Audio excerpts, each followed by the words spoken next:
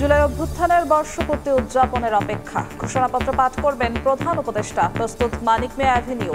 সাধারণ মানুষকে বিজয়ের কৃতিত্ব দিলেন নাহিদ।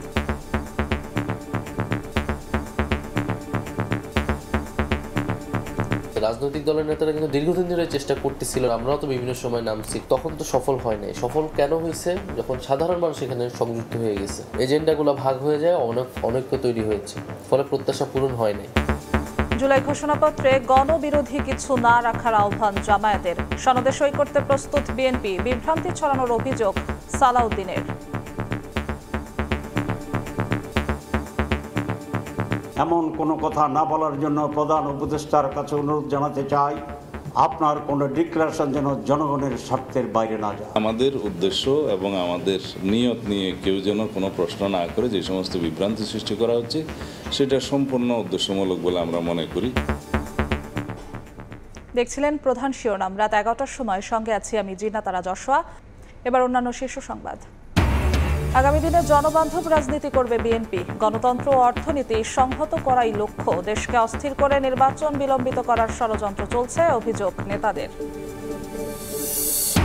জাতীয় নির্বাচনের প্রস্তুতিতে ব্যস্ত ইসি। চলতি মাসেই সীমানা পুনর্নির্ধারণ। সেপ্টেম্বরের মধ্যেই সরঞ্জাম কেনাকাটা। তফসিল ঘোষণার 1 মাস আগে চূড়ান্ত ভোটার তালিকা। জুলাই আহতদের no release no treatment order দিয়েছিলেন শেখ হাসিনা। ট্রাইব্যুনালে ঢাকা কলেজ শিক্ষার্থীর সাক্ষ্য। গণকবর থেকে 114 শহীদের মরদেহ উত্তোলনের নির্দেশ। এবং শেখ হাসিনাকে ফেরাতে কাঙ্ক্ষিত সাড়া মিলছে না। ভারতকে সুবিধা দিতে দেশকে ব্যক্তিগত সম্পত্তি হিসেবে ব্যবহার করেছেন, মন্তব্য 2 উপদেষ্টার।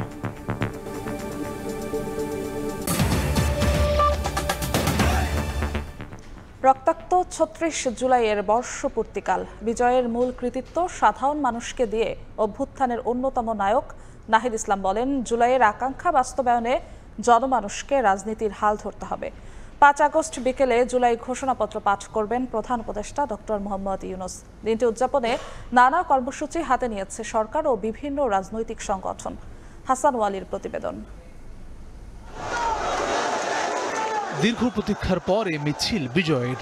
বুলেটের বিপরীতে খালি হাতে বুক চিতিয়ে বাঙালির অনন্তকালের আপোষহীনতার স্মারক এই মিছিল। স্বৈরাচারের বুলেটে 1 নদী রক্তের বিনিময়ে জুলাইয়ের অর্জিত বিজয় ছিল মুক্ত পাখির মতো বাঁধ ভাঙা উচ্ছ্বাসের। বাংলাদেশের জাতীয় জীবনে জুলাই এক দীর্ঘতম মাস। 36 দিনের রক্তাক্ত সেই জুলাই একই সঙ্গে যেমন অর্জনের, তেমনি সন্তান হারাবার বেদনাও বটে।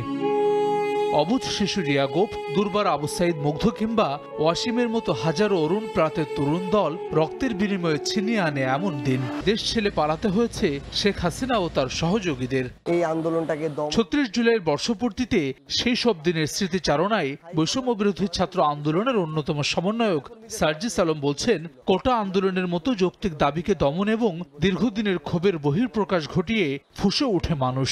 যখন আমাদেরকে ডিজিএফআই নিয়ে যাওয়া, ডিবিতে নিয়ে যাওয়ার মতো শারীরিক মানসিক এই নির্যাতনের দৃষ্টান্তগুলো স্থাপিত হয়, তখন মানুষের সামগ্রিক পূর্বের যে ক্ষোভের বহিঃপ্রকাশ, মানুষ আর এই অন্যায়গুলো মেনে নিতে পারছিল না। তার সন্তানদের যখন তারা জীবন দিতে দেখলো, রক্ত দিতে দেখলো, তাদের ভয়টা কেটে গেল এবং তারা স্বতঃস্ফূর্তভাবে আমাদের ডাকে রাজপথে নেমে আসে এবং দিন শেষে এটা অভ্যুত্থানের দিকে যায়।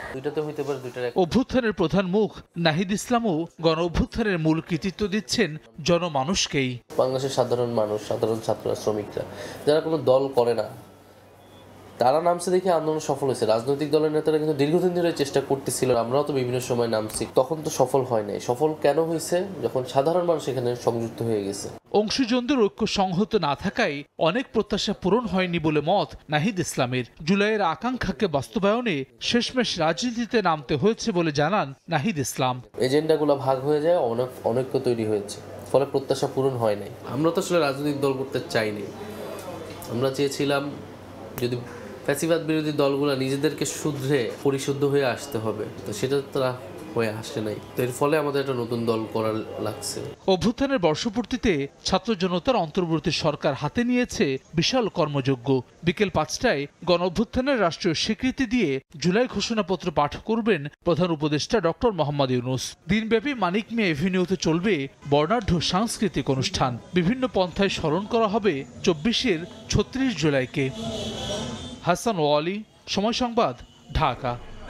5 আগস্টের আয়োজন ঘিরে আইন শৃঙ্খলা পরিস্থিতি নিয়ে কোনো শঙ্কা নেই। সব আয়োজন নির্বিঘ্নে অনুষ্ঠিত হবে বলে জানিয়েছেন স্বরাষ্ট্র উপদেষ্টা জাহাঙ্গীর আলম চৌধুরী।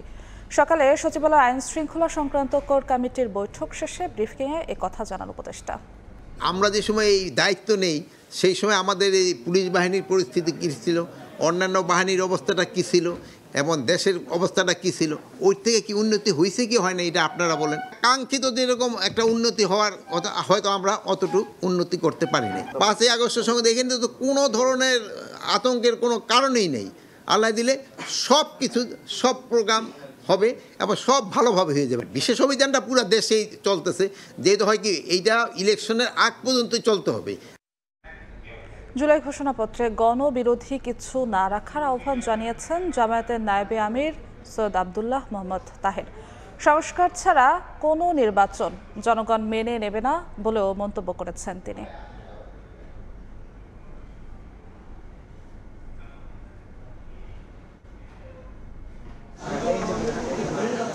জুলাই গণঅভ্যুত্থানে নানা বাধা উপেক্ষা করে হাসপাতালে আসা আন্দোলনকারীদের পাশে ছিলেন চিকিৎসকরা। তাদের অভিজ্ঞতা বিশ্বের সামনে তুলে ধরতে চিকিৎসকদের নিয়ে বিশেষ আলোচনা সভার আয়োজন করে ন্যাশনাল ডক্টরস ফোরাম NDF।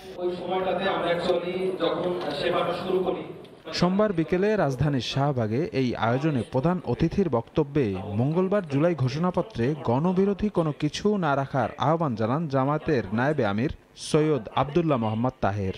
এমন কোনো কথা না বলার জন্য প্রধান উপদেষ্টার কাছে অনুরোধ জানাতে চাই। এখনো প্রায় 24 ঘন্টার সময় আছে, 5টার সময় ডিক্লেয়ার করবেন। আপনার কোনো ডিক্লারেশন যেন জনগণের স্বার্থের বাইরে না যায়। আপনার কোনো ঘোষণা যেন কোনো চাপের কারণে না হয়। বাংলাদেশের মানুষকে ভাগ্য নিয়ে আর খেলতে দেওয়া হবে না। নির্বাচনে লেভেল প্লেইং ফিল্ড করতে হবে। সংস্কার ছাড়া কোনো নির্বাচন বাংলাদেশের জনগণ গ্রহণ করবে না। সংস্কার, বিচার এবং পিআর পদ্ধতি ছাড়া নির্বাচনে যাবে না দেশের মানুষ। এ মন্তব্য করে তিনি আরও বলেন, গত 1.5 দশকে যারা ক্ষমতায় যেতে পারেনি তারা এখন অভ্যুত্থানের ঐক্য বিনষ্ট করছে। 5ই আগস্টের বিপ্লবের পরেই জাতীয় ঐক্য যেখানে অত্যন্ত দৃঢ়ভাবে অবস্থান করার প্রয়োজন ছিল, জাতীয় স্বার্থকে প্রাধান্য দেওয়ার কথা ছিল, জাতির পরিবর্তনের জন্য যা যা পরিবর্তন দরকার সেটি দরকার ছিল, সেটি না করে 15 বছর যে সমস্ত রাজনৈতিক দল ক্ষমতায় যেতে ব্যর্থ হয়েছে তারা ক্ষমতার জায়গার রাস্তা খোঁজা শুরু করেছে। অভ্যুত্থানে দেশের চিকিৎসকদের অবদান জুলাই সনদ ও ঘোষণাপত্রে উল্লেখ করার দাবি জানান জামায়াত নেতারা। জুলাই চার্টারে, জুলাই ডিক্লারেশনে, জুলাই বিপ্লবে চিকিৎসকদের সাহসী অবদানের কথাটা উল্লেখ থাকতে হবে। শফিক মুন্সি, সময় সংবাদ, ঢাকা। যে কোনো সময় জুলাই সনদে সই করতে প্রস্তুত বিএনপি, তারপরও উদ্দেশ্যমূলক বিভ্রান্তি ছড়ানো হচ্ছে বলে অভিযোগ করেন দলটির স্থায়ী কমিটির সদস্য সালাউদ্দিন আহমদ। বলেন, সংবিধান সংশোধন হতে হবে নির্বাচিত সরকারের অধীনেই। জাতীয় ঐকমত্য কমিশনের দ্বিতীয় দফা আলোচনা শেষে জুলাই ঘোষণাপত্র চূড়ান্ত প্রকাশ হচ্ছে মঙ্গলবার। জাতীয় সনদের খসড়াও তৈরি, শিগগিরই সই করবে সব রাজনৈতিক দল, আশা অন্তর্বর্তী সরকারের। ঐক্য কমিশনের কার্যক্রম সোমবার গুলশানে নিজ বাসভবনে বিভিন্ন ইস্যুতে সাংবাদিকদের সঙ্গে কথা বলেন বিএনপির স্থায়ী কমিটির সদস্য সালাউদ্দিন আহমদ। জানান, যে কোনো সময় সনদে সই করতে প্রস্তুত বিএনপি, তারপরও উদ্দেশ্যমূলক বিভ্রান্তি ছড়ানো হচ্ছে। এই প্রতিশ্রুতি, এই স্বাক্ষরের মধ্য দিয়েই সীমাবদ্ধ থাকবে নাকি এটা বাস্তবায়নের জন্য আরো অন্য ধাপের আলোচনা হবে? এই ক্ষেত্রে একটা বিভ্রান্তি ছড়ানো হচ্ছে যে বিএনপি বোধহয় সহযোগিতা করছে না। অবশ্যই আমরা পালন করব, সেটা এই সংস্কার প্রস্তাবগুলোর মধ্যেই শুধু সীমাবদ্ধ থাকবে না। তো সেই জায়গায় আমাদের উদ্দেশ্য এবং আমাদের নিয়ত নিয়ে কেউ যেন কোনো প্রশ্ন না করে যে সমস্ত বিভ্রান্তি সৃষ্টি করা হচ্ছে সেটা সম্পূর্ণ উদ্দেশ্যমূলক বলে আমরা মনে করি। বৈধ প্রক্রিয়ায় সংস্কারের পক্ষে বিএনপি এমন মন্তব্য করে সালাউদ্দিন আহমদ বলেন, সংবিধানের মতো গুরুত্বপূর্ণ সংস্কার হতে হবে নির্বাচিত সরকারের অধীনেই। যে সমস্ত সংস্কার প্রস্তাবের সাথে একমত, জাতীয় একমত, সেই সংস্কার প্রস্তাবের মধ্যে শুধুমাত্র সংবিধান সংশোধনের বিষয়গুলো বাদে বাকি সকল সংস্কার প্রস্তাব এখন হয় অর্ডিন্যান্সের মাধ্যমে অথবা নির্বাহী আদেশের মাধ্যমে অথবা অফিস আদেশের মাধ্যমে বিভিন্ন প্রক্রিয়ায় বাস্তবায়ন সম্ভব এবং সেটা বাস্তবায়িত হতে যাচ্ছে। আমরা চাই সমস্ত কিছু আইনানুগ হোক, সাংবিধানিক প্রক্রিয়ায় হোক, নির্বাচিত জনপ্রতিনিধিদের মধ্য দিয়েই হোক। দলের অন্যতম এই নীতি নির্ধারক আরও বলেন, নির্বাচন নিয়ে প্রধান উপদেষ্টার সুস্পষ্ট ঘোষণার অপেক্ষায় আছে বিএনপি। আমরা বলেছি রাষ্ট্রীয় এবং সাংবিধানিক স্বীকৃতি দেওয়া হবে এই ঘোষণাপত্রের। মুরসালিন হক জুনায়েদ, সময় সংবাদ, ঢাকা। আগামী দিনে জনবান্ধব রাজনীতি করবে বিএনপি। গণতন্ত্র ও অর্থনীতি সংহত করাই লক্ষ্য। বিকেলে যুবদলের সমাবেশে বিএনপির ভারপ্রাপ্ত চেয়ারম্যান তারেক রহমান আরও বলেন, জুলাই শহীদদের আকাঙ্ক্ষা বাস্তবায়ন করে তাদের ঋণ শোধ করা সম্ভব। একই অনুষ্ঠানে বিএনপি মহাসচিব অভিযোগ করেন, দেশকে অস্থির করে নির্বাচন বিলম্বিত করার ষড়যন্ত্র চলছে। জুলাই গণঅভ্যুত্থানের বর্ষপূর্তির আগের দিন সোমবার শোক ও বিজয় সমাবেশ করে যুবদল। এতে অংশ নেন বিপুল সংখ্যক নেতাকর্মী। ফ্যাসিবাদ বিরোধী আন্দোলনে অবদানের জন্য বেগম খালেদা জিয়া, তারেক রহমান ও মির্জা ফখরুল ইসলাম আলমগীরের হাতে সম্মাননা স্মারক তুলে দেয় যুবদল। এছাড়া শহীদ পরিবারের হাতেও উপহার ও সম্মাননা স্মারক তুলে দেয় সংগঠনটি। গুম, খুন, গণগ্রেফতার ও অভ্যুত্থানের উত্তাল দিনগুলোর স্মৃতিচারণ করেন নির্যাতিতরা।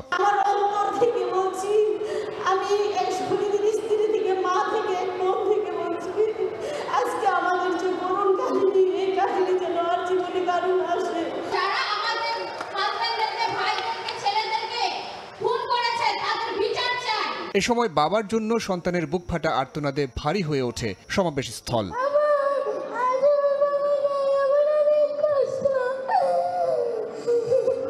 বেগম খালেদা জিয়ার মতো শেখ হাসিনা যদি ক্ষমতা হস্তান্তর করতেন তাহলে গণঅভ্যুত্থানের দরকার পড়ত না উল্লেখ করে কতিপয় রাজনৈতিক দলের সাম্প্রতিক বক্তব্যের সমালোচনা করেন বিএনপির স্থায়ী কমিটির সদস্য মির্জা আব্বাস। কালকে একজন বলছেন যে যদি এইটা না হয় তাহলে নির্বাচন হবে না, যদি ওইটা না হয় তাহলে নির্বাচন হবে না, যদি এইটা না হয় নির্বাচন হতে দেওয়া হবে না। আপনারা যে কথাবার্তা আজকে বলছেন, আমার মনে হয় সরকারের মুখপাত্র হয়েই আপনার কথাগুলো বলছেন। আপনাদের এই বয়স, আপনাদের যে মেধা, আপনার যে অভিজ্ঞতা, তাতে আমার মনে হয় না এই সমস্ত কথাগুলো আপনাদের মুখ দিয়ে আসছে। দেশকে অস্থির করে নির্বাচন বিলম্বিত করার ষড়যন্ত্র চলছে বলে জানান বিএনপি মহাসচিব মির্জা ফখরুল।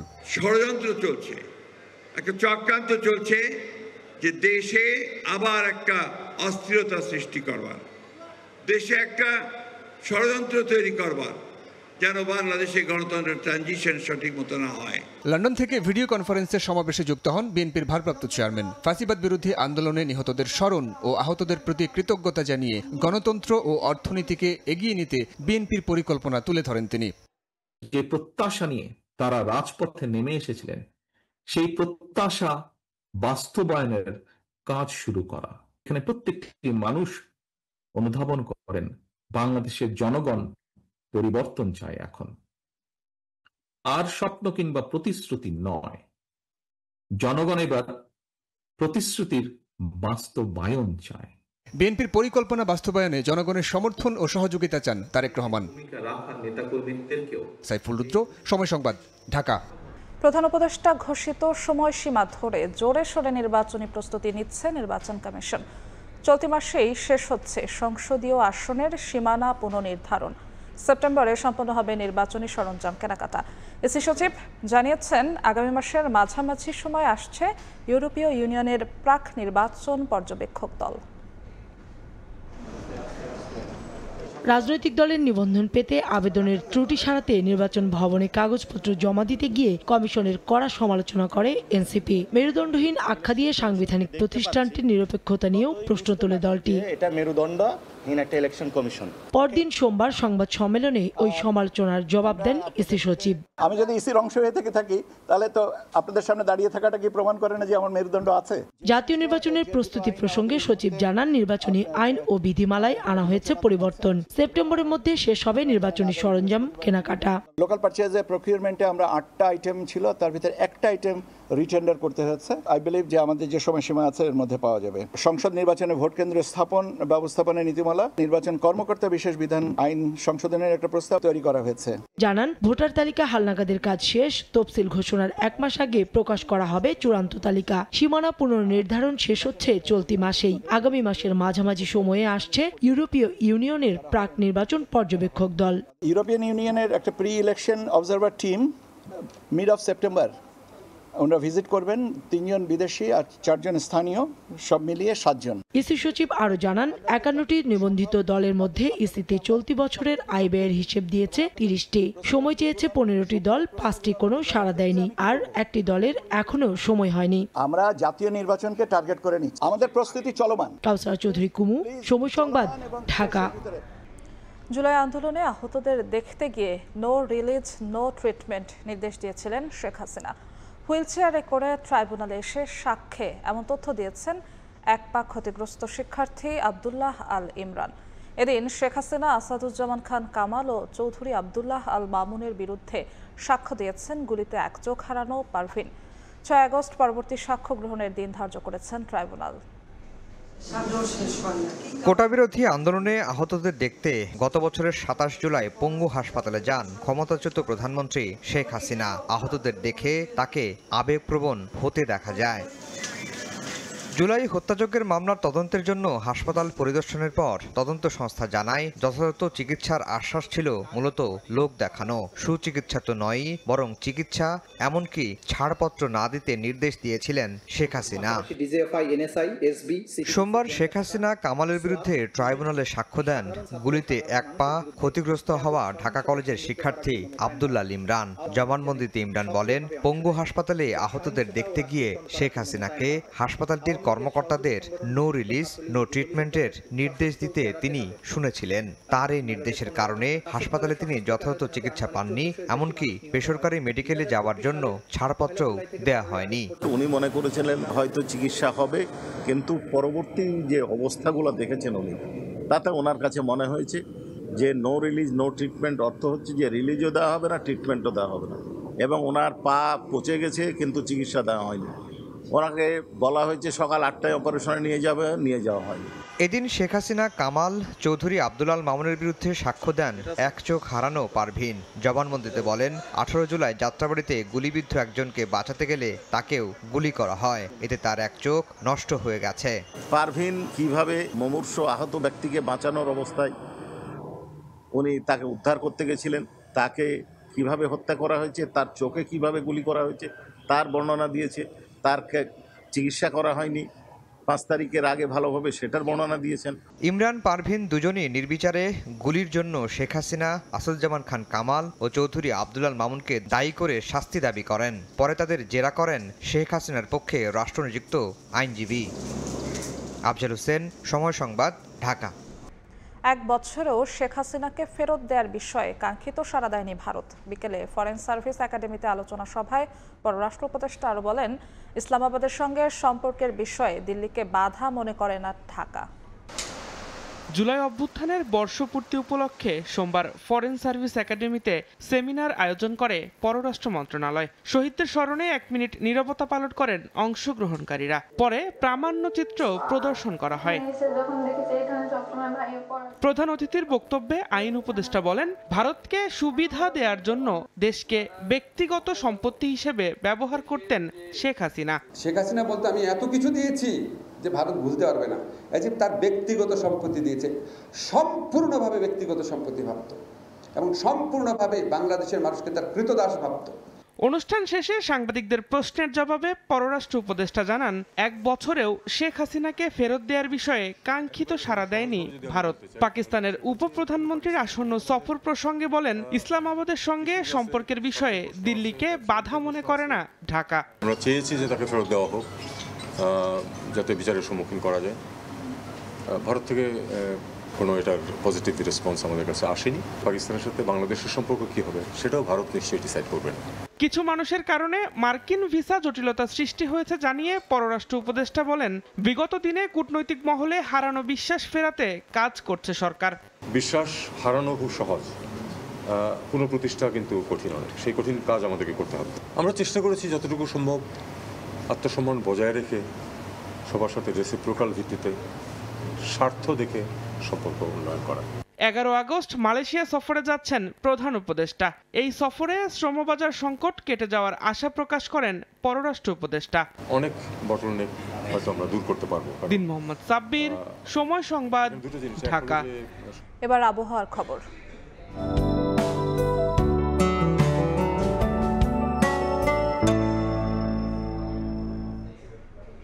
দেখে নেব আজকের বাতাসের মানসূচক। বায়ুমান বিষয়ক সংস্থা আইকিউএয়ারের সূচক অনুযায়ী আজকের বাংলাদেশের বাতাসের মান। আজ ঢাকা বিভাগে বাতাসের মান 119, যা সহনীয়, বাতাসের আর্দ্রতা 90%। চট্টগ্রাম বিভাগে বাতাসের মান 69, এটি সন্তোষজনক, বাতাসের আর্দ্রতা 91%।